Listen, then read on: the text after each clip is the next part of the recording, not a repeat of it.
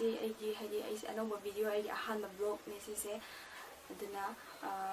ahanbada aigi ming premika aduga aigi content se anambana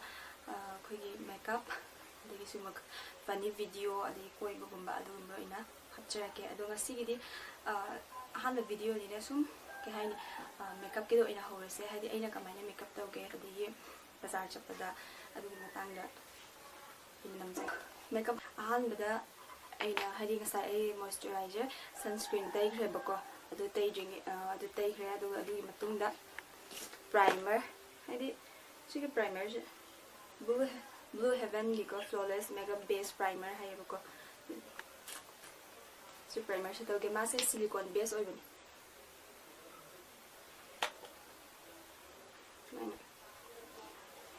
sumayaida kumba hadi akoigi tukhong law jaga do adai do ni sumai tayusi nedi sigi khadang gumba tukhong law jaga pas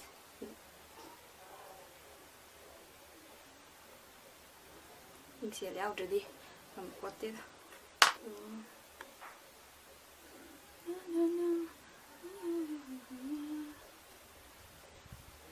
tayre aduga sigi makeup city ko kay foundation yaorabsu concealer khatang na makeup se sum chamna gi makeup am tause concealer khatang na ko sigi Swiss Beauty gi concealer liquid concealer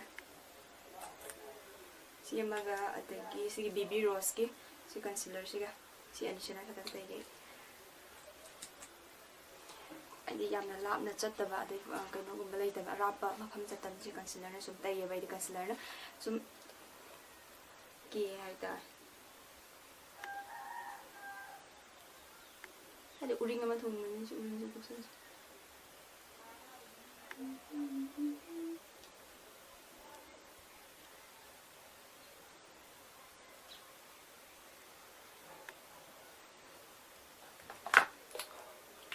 ai concealer brush like them ni kena ba sam like ba ko adu ai arrive dan sun tawage si foundation brush na kito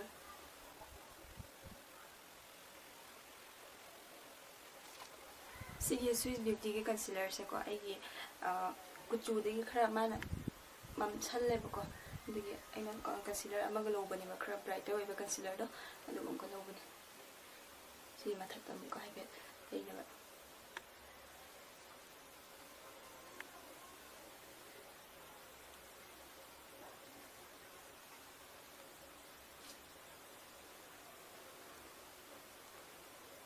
कब यम तवश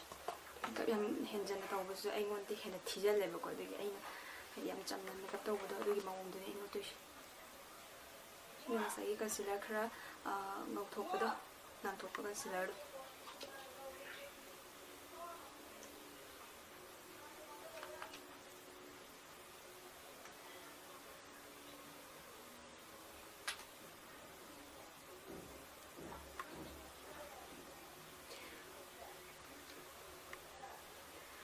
ado ai se ahanba go oibnina ai wangangbasu heite aduga aina ngangbada soiba yaorabsu sum ngakpiramo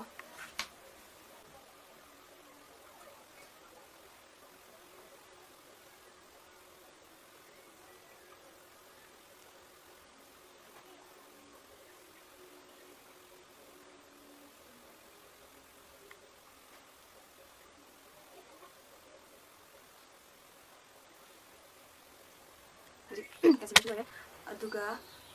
powder I think aside concealer dai using se powder ne kitang kai mention se ba hidi kalen na ko humang so ko pa matanda koi gi dai gi bedo mahi lang thor pa ne ba duna su powder na mela se fit me Maybelline fit me compact powders si se tai yam de bido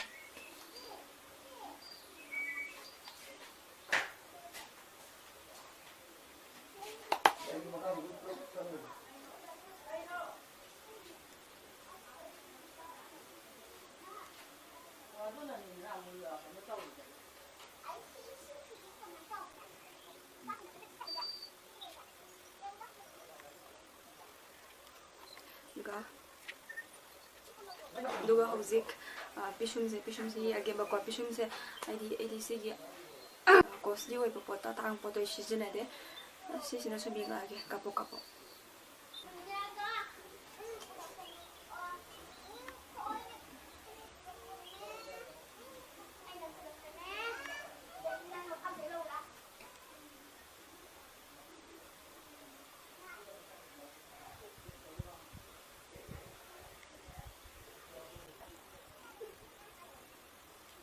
ꯑꯩꯒꯤ ꯃꯦꯀꯞꯁꯦ ꯌꯥꯝꯅ heavy makeup ꯑꯣꯏꯗꯕꯅꯤꯅꯀꯣ ꯉꯁꯤ ꯌꯥꯝꯅ ꯃꯤꯠꯁꯨ ꯌꯥꯝ ꯌꯦꯛꯁꯜꯂꯔꯣꯏꯁꯦꯕ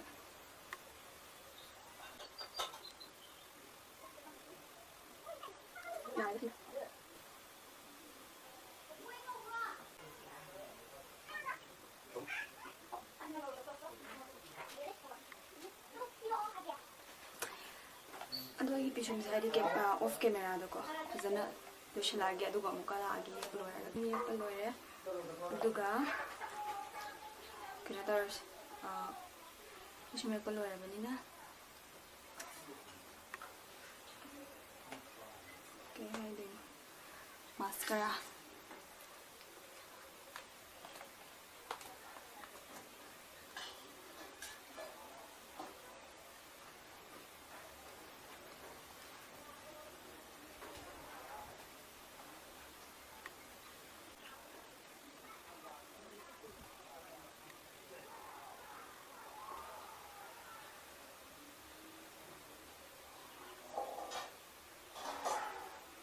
ꯍꯧꯖꯤꯛ ꯃꯥꯁꯀꯥꯔꯥꯁꯨ ꯂꯣꯏꯔꯦ ꯀꯩꯅꯣ ꯇꯧꯔꯁꯤ ꯍꯥꯏꯗꯤ ꯃꯥꯏꯁꯦ ꯕ꯭ꯂꯁ ꯊꯥꯔꯅꯤ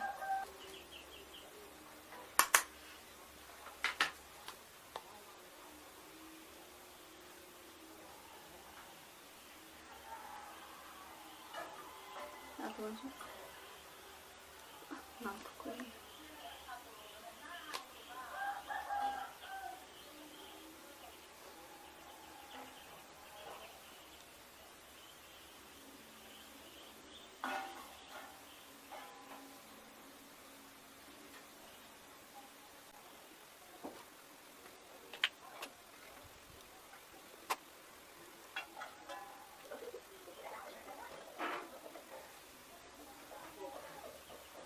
loire.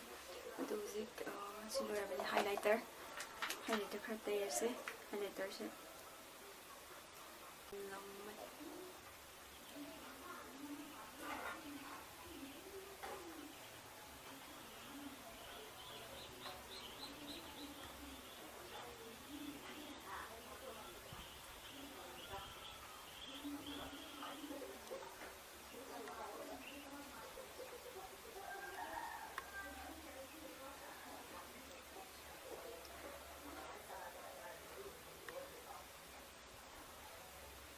ꯑꯗꯒꯤ ꯂꯤꯞꯁꯇꯤꯛ ꯁꯪꯉꯁꯦ ꯂꯤꯞꯁꯇꯤꯛꯁꯦ ꯍꯥꯏꯗꯤ ꯃꯥꯏꯁꯦ ꯉꯁꯤꯒꯤ ꯂꯨꯛꯁꯦ ꯌꯥꯝꯅ ꯀꯩꯅꯣ ꯌꯥꯝ ꯆꯝꯕꯅꯤꯅ ꯑꯗꯨ ꯂꯤꯞꯁꯇꯤꯛꯁꯦ ꯈꯔ ꯑꯉꯥꯡ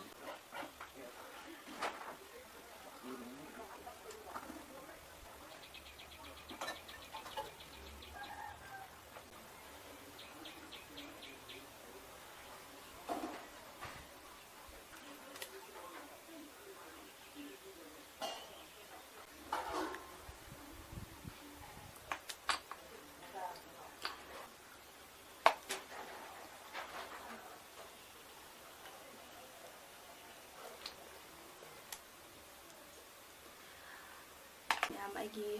ꯍꯥꯏꯗꯤ ꯚꯤꯗꯤꯑꯣꯁꯤꯕꯨ ꯅꯨꯡꯉꯥꯏꯔꯒꯗꯤ ꯑꯃꯗꯤ ꯑꯩꯒꯤ ꯃꯦꯀꯞꯁꯤꯕꯨ ꯌꯦꯡꯕ ꯅꯨꯡꯉꯥꯏꯔꯒꯗꯤ